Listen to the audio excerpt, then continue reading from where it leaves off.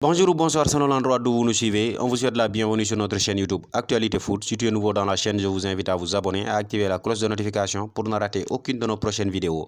On démarre cette revue de presse sportive en Italie avec le duel sur le mercato des deux voisins. On peut même dire les deux ennemis milanais, Inter de Milan et Milan AC, qui se retrouvent souvent sur des dossiers sur ce mercato. Comme le signale la Gazzetta dello Sport, la bataille est rude pour Romelu Lukaku. Le Big Rom ne veut pas retourner en aucun cas à Londres. Pendant ce temps, l'Inter de Milan veut se voir le prêt de l'international belge prolongé d'une année supplémentaire en incluant une option d'achat obligatoire, tandis que le Milan AC est disposé à payer 40 millions d'euros cash pour s'offrir les services de l'international belge. Mais ce n'est pas le seul dossier qui oppose les deux rivaux ou bien les deux ennemis milanais, car Marcus Thuram, libre de tout contrat avec le Borussia Mönchengladbach, est courtisé par les deux écuries milanais, mais aussi le PSG est là aussi sérieux prétendant pour s'offrir les services de l'international français. Le jeune milieu de terrain très talentueux de Sassuolo, Davide Fratteri, fait aussi l'objet d'une rude bataille entre les deux clubs milanais. Mais tout en bas du journal, on peut aussi constater que la colère noire de la Squadra Azzurra, et franchement, il y a de quoi. Hier soir,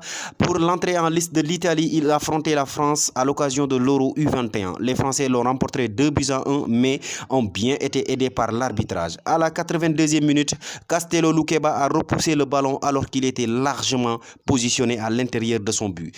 Comme il n'y a ni VAR ni goal line technologie, les arbitres ont dû juger par leurs intimes convictions. Le sentiment d'être lésé a été grand. La Gazzetta dello Sport parle de scandale sur sa une. La technologie n'est pas là, l'Italie a été volée, écrit le journal au papier rose. On reste en France et sur la une de l'équipe, le journal nous rapporte que le Racing Club de Strasbourg va être vendu et pas par n'importe qui, car ce serait le même fonds d'investissement que Chelsea, d'où ce titre, les Blues de Strasbourg. Le club alsacien va être racheté par un fonds d'investissement américain déjà propriétaire de Chelsea. L'accord prévoit que Marc Keller reste à la présidence du Racing. C'est une nouvelle ère qui s'ouvre donc pour le Racing Club de Strasbourg et gare au club de la Ligue 1 française pour la saison prochaine, si bien la vente a été concrétisée. On file en Angleterre et on va ouvrir une grande page mercato. Depuis quelques semaines maintenant, un international anglais voit toutes les cadors de la Prime League lui faire les yeux doux. Il est temps pour Declan Rice de quitter West Ham, son club formateur, pour passer un cap dans les gros écuries du pays.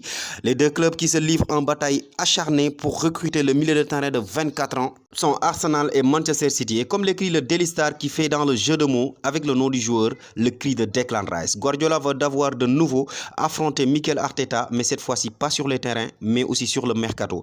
Ils ont tous les deux fait la même offre de 100 millions de livres, soit 116 millions d'euros. Même chose sur la une du Daily Mirror, mais le tabloïd va plus loin et indique que Pep Guardiola se prépare à écraser les Gunners.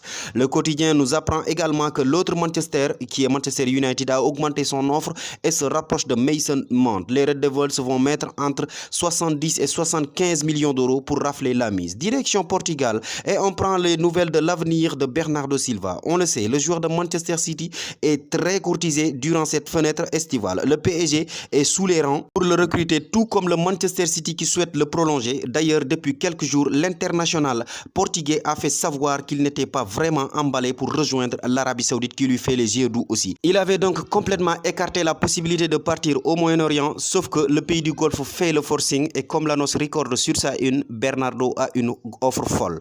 Al Hilal lui propose un salaire de 87 millions d'euros annuels pour le convaincre de jouer en Saudi Pro League la saison prochaine. Reste à savoir quelle sera la décision finale de Bernardo Silva, tout en sachant qu'il est sous contrat avec Manchester City jusqu'en juin 2025. Mais l'offre de l'Arabie Saoudite fait bien réfléchir l'international portugais.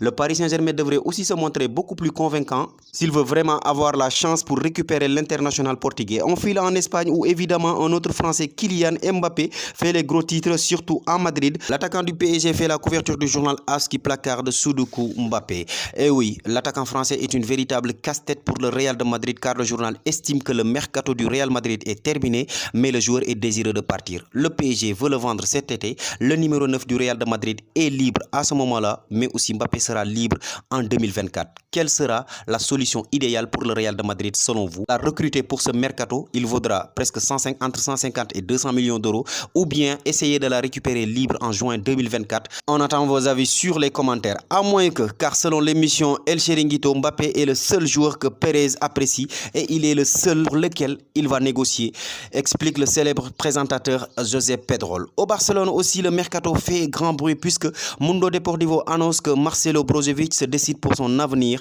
après la signature de Ilkay Gundogan. Le Barça se battra pour obtenir la signature du milieu de terrain croate. Le milieu de terrain de l'Inter de Milan correspond bien au profil recherché par Xavi Hernandez, mais il fait aussi l'objet d'une autre offre succulent de la part de l'Arabie Saoudite, ce qui le rend indécis.